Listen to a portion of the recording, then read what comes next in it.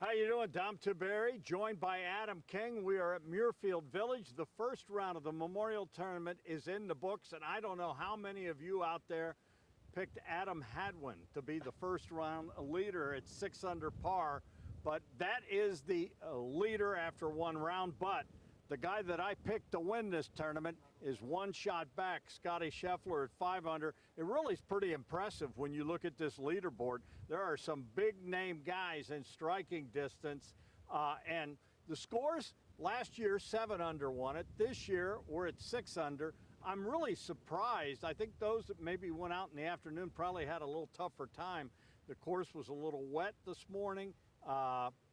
Not as much wind as we're getting now. The later round, it was a challenge out there. Yeah, I mean, I think that storm that came through last night certainly helped those guys early on in the day, getting to take on Jack's course while it was still a little bit soft. It's definitely toughened up there at the end. We saw guys like Adam Hadwin coming down the stretch, making bogey on 18. Colin Morikawa made a bogey on 18. So Jack's course eventually getting the best of them, but yeah, that 7 under at one point that Hadwin was at matches what the winner was last year. So to see that in round one was surprising. But again, they said that, they don't necessarily want it to play as tough as it did last year. Remember, it was 4 straight days of just pounding heat on those greens. I think the leaderboard, when you look at it, you couldn't write a better story. I mean, you've got Xander Schauffele up there. You got Viktor Hovland up there. You've got Scotty Scheffler up there.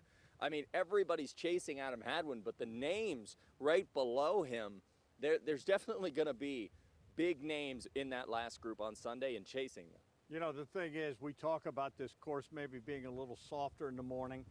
That was probably the case, although this golf course has incredible drainage. They put a lot of money in it, because I remember what it was like here in the 80s and 90s when, this place would flood out and it was issues. So Jack put a lot of money into the drainage system. So this course drains amazingly.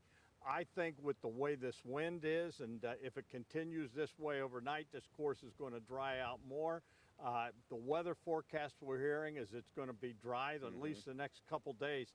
This golf course is only going to get much tougher. 7 under a year ago, I know in talking to Jack Nicklaus II at the start of the week, he thought 13, 14 under would be the winning score this year. That could be it. That could be it right now.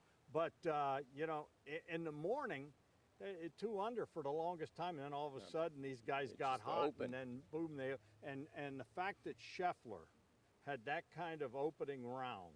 It's scary. I mean, he's got a little bit of the Jack Nicklaus stare in him, and that these guys know he's here, they know what he's about, and, for him to have an opening round like that and playing pretty good, and I watched him the other day when he got in here Monday, and he was making putts. He made some huge putts today, and for you to be able to score here, you've got to be a high ball hitter. He can hit it high, but you got to be a putter and chipper, and that guy was marked on today big time. Which is funny, because that's what we always circled with Scotty. We said if he can figure out how to putt, this guy's going to go to the next level.